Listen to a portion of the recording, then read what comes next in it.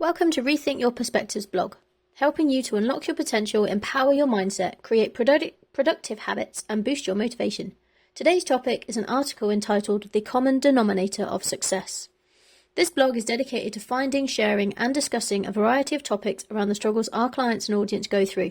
Each episode, we discuss a key concept that many humans struggle with to give you a variety of perspectives for you to see the concept through so you can find one that makes it feel easier to deal with. We hope you get some benefit from these blog posts, and we would love to hear your thoughts. Don't hesitate to like, share, and comment at the links at the bottom of this post.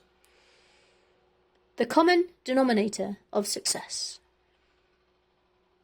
The video was a raw video recorded in my study of an article I read entitled The Common Denominator of Success by Albert Ian Gray. I came across it again this week during my morning study, and I've decided to share the video of me reading it again today. The transcript is as follows. Several years ago, I was brought face to face with the very disturbing realization that I was trying to supervise and direct the efforts of a large number of people who were trying to achieve success without knowing myself what the secret of success really was. And that naturally brought me face to face with the further realization that regardless of what other knowledge I might have brought to my job, I was definitely lacking in the most important knowledge of all. Of course, like most of us, I had been brought up on the popular belief that the secret to success is hard work.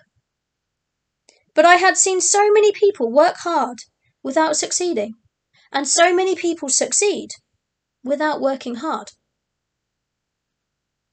that I became convinced that hard work was not the real secret, even though in most cases it might be one of the requirements.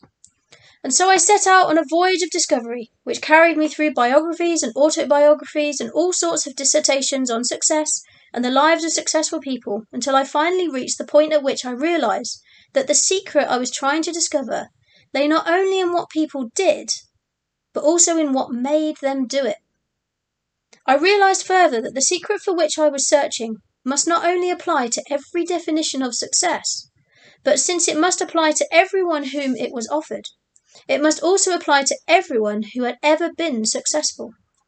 In short, I was looking for the common denominator of success. And because that is exactly what I was looking for, that is exactly what I found. But this common denominator of success is so big, so powerful, and so vitally important to your future and mine, that I'm not going to make a speech about it.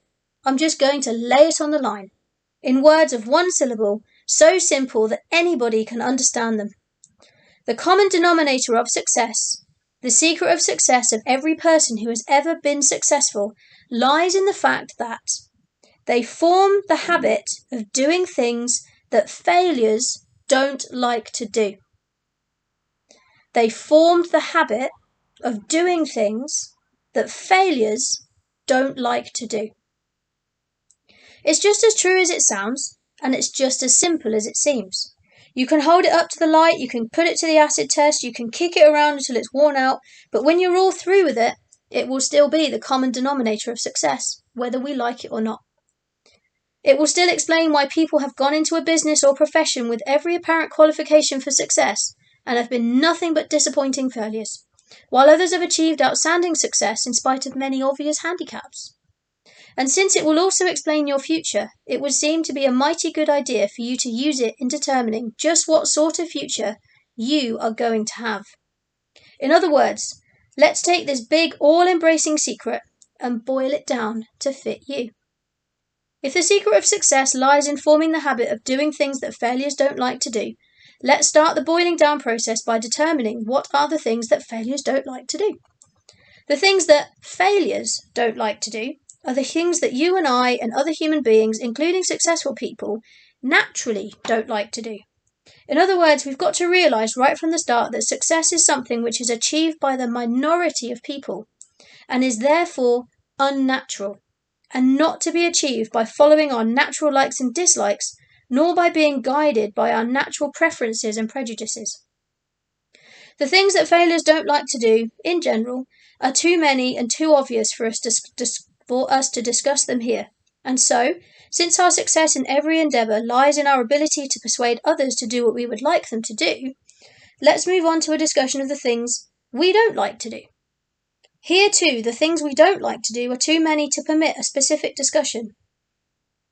But I think they can all be disposed of by saying that they all emanate from one basic dislike common to all of us.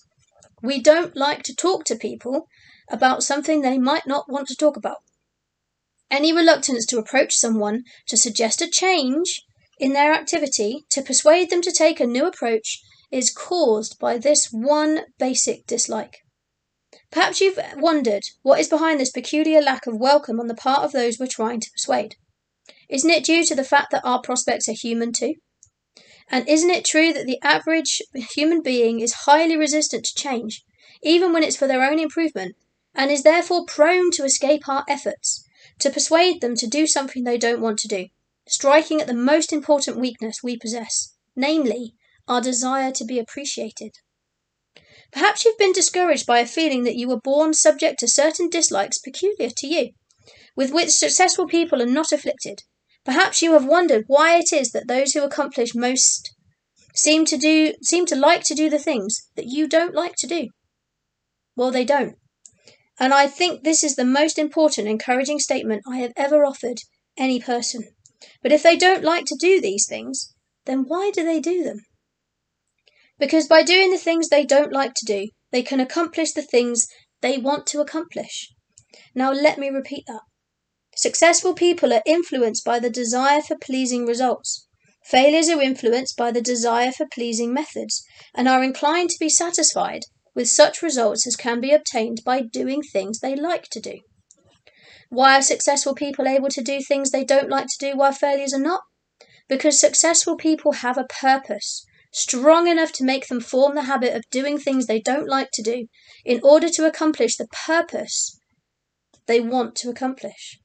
Sometimes even the best producers get into a slump. When a person gets into a slump, it simply means that they have reached a point at which, for the time being, the things they don't like to do have become more important than their reasons for doing them.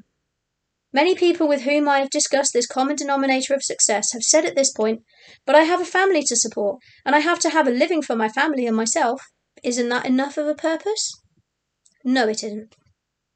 It isn't a sufficiently strong purpose to make you form the habit of doing the things that you don't like to do, for the very simple reason that it is easier to adjust ourselves to the hardships of a poor living than it is to adjust ourselves to the hardships of making a better one. If you doubt me, just think of all the things you're willing to go without in order to avoid doing the things you don't like to do. All of which seems to prove that the strength that holds you to your purpose is not your own strength, but the strength of the purpose itself. Now let's see why habit belongs so importantly in this common denominator of success. People are creatures of habit, just as machines are creatures of momentum. For habit is nothing more or less than momentum translated from the concrete into the abstract. Can you picture the problem that would face our mechanical engineers if there was no such thing as momentum? Speed would be impossible, because the highest speed at which any vehicle could be moved would be the first speed at which it could be broken away from a standstill. Elevators could not be made to rise, airplanes could not be made to fly, and the entire world of mechanics would find itself in a total state of helplessness. Then who are you and I to think that we can do with our own human nature what the finest engineers in the world could not do with the finest machinery that was ever built? Every single qualification for success is acquired through habit. People form habits, and habits form futures. If you do not deliberately form good habits, then unconsciously you will form bad ones. You are the kind of person you are because you have formed the habit of being that kind of person. And the only way you can change is through changing your habits. The success habit for any area of achievement can be divided into 4 main groups: contacting habits, calling habits, persuading habits, and working habits. Let's discuss these habit groups in their order. Any successful person will tell you that it's easier to persuade someone to a particular course of action than to find someone who already wants to do it. But if you have not deliberately formed the habit of contacting those who need what you're offering, regardless of their wants, then unconsciously you have formed the habit of limiting your contacts to those people who already want what you have to offer. And therein lies the one and only real reason for a lack of interested contacts. As to calling habits, Unless you have deliberately formed the habit of calling on people who are able to do what you want them to do, but who may be unwilling to listen, then unconsciously you have formed the habit of calling on people who are willing to listen, but unable to do what you want them to do. As to persuasion habits, unless you have deliberately formed the habit of calling on people determined to help them see why it's in their best interest to take a particular course of action, then unconsciously you have formed the habit of calling on people while you're in a state of mind in which you are willing to let them make you see their reasons for not going along with you. As to working habits, if you take care of the other three groups, the working habits will generally take care of themselves, because under working habits are included study and preparation, organisation of time and efforts, records, analyses, etc. Certainly you're not going to take the trouble to learn the best approach to your presentation unless you're going to use it. You're not going to plan your day's activities when you know in your heart that you're not going to carry out your plans. And you're certainly not going to keep an honest record of things you haven't done or of results you haven't achieved. So let's not worry so much about the fourth group of success habits, because if you are taking care of the first three groups, most of the working habits will take care of themselves. But before you decide to adopt these success habits, let me warn you of the importance of habit to your decision. I have attended many sales meetings and rallies during the past years, and have often wondered why, in spite of the fact that there is so much good in them, so many people seem to get so little lasting good out of them. Perhaps you've attended sales meetings in the past and have left these meetings determined to do the things that would make you successful or more successful, only to find your decision or determination waning at just the time when it should be put into effort or practice. Here's the answer. Any resolution or decision you make is simply a promise to yourself that isn't worth a tinker's damn until you have formed the habit of making it and keeping it. And you won't form the habit of making it and keeping it unless right at the start you link it with a definite purpose that can be accomplished by keeping it. In other words, any resolution or decision you make today has to be made again tomorrow, and the next day, and the next, and the next, and so on. And it not only has to be made each day, but it has to be kept each day. For if you miss one day in the making or keeping of it, you've got to go back and begin all over again. But if you continue the process of making it each morning and keeping it each day, you will finally wake up some morning a different person in a different world, and you will wonder what has happened to you and the world you used to live in. Here's what has happened. Your resolution or decision has become a habit, and you don't have to make it on this particular morning. And the reason for your seeming like a different person living in a different world lies in the fact that for the first time in your life, you have become master of yourself and master of your likes and dislikes by surrendering to your purpose in life. That is why behind every success there must be a purpose. And that is what makes purpose so important to your life. For in the last analysis, your future is not going to depend on economic conditions or outside influences or circumstances over which you have no control. Your future is going to depend on your purpose in life. So let's talk about purpose. First of all, your purpose must be practical and not visionary. Some time ago, I talked with a man who thought he had a purpose that was more important to him than income. He was interested in the sufferings of his fellow man, and he wanted to be placed in a position to alleviate that suffering. But when we analysed his real feelings, we discovered, and he admitted it, that what he really wanted was a really nice job, dispensing charity with other people's money and being well paid for it, along with the appreciation and feeling of importance that would naturally go with such a job. But in making your purpose practical, be careful not to make it logical. Make it a purpose of the sentimental or emotional type. Remember that needs are logical, while wants and desires are sentimental and emotional. Your needs will push you just so far. But when your needs are satisfied, they will stop pushing you. If, however, your purpose is in terms of wants and desires, then your wants and desires will keep pushing you long after your needs are satisfied, and until your wants and desires are fulfilled. Recently I was talking with a young man who long ago discovered the common denominator of success without identifying his discovery. He had a definite purpose in life, and it was definitely a sentimental or emotional purpose. He wanted his boy to go through college without having to work his way through as he had done. He wanted to avoid for his little girl the hardships that his own sister had had to face in her childhood, and he wanted his wife to enjoy the luxuries and comforts and even necessities which had been denied his own mother, and he was willing to form the habit of doing things he didn't like to do in order to accomplish this purpose. Not to discourage him, but rather to have him encourage me, I said to him, "Aren't you going a little too far with this? There's no logical reason why your son shouldn't be willing to work his way through college just as his father did. Of course, he'll miss many of the things that you missed in your college life, and he'll probably have heartaches and disappointments. But if he's any good, he'll come through in the end just as you did. And there's no logical reason why you should slave in order that your daughter may have the things which your own sister wasn't able to have, or in order that your wife can enjoy comforts and luxuries that she wasn't used to before she marries you." He looked at me with rather a pitifying look and said, "But there's no inspiration in logic. There's no courage in logic. There's not even happiness in logic. There's only satisfaction. The only place logic has in my life is in the realization that the more I'm willing to do for my wife and children, the more I shall be able to do for myself." I imagine after hearing that story, you won't have to be told how to find your purpose, or how to identify it, or how to surrender to it. If it's a big purpose, you will be big in its accomplishment. If it's an unselfish purpose, you will be unselfish in accomplishing it. And if it's an honest purpose, you will be honest and honourable in the accomplishment of it. But as long as you live, don't ever forget that while you may succeed beyond your fondest hopes and your greatest expectations, you will never succeed beyond the purpose to which you are willing to surrender.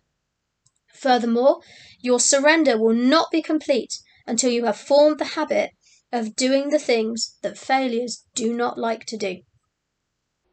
I hope you enjoyed listening.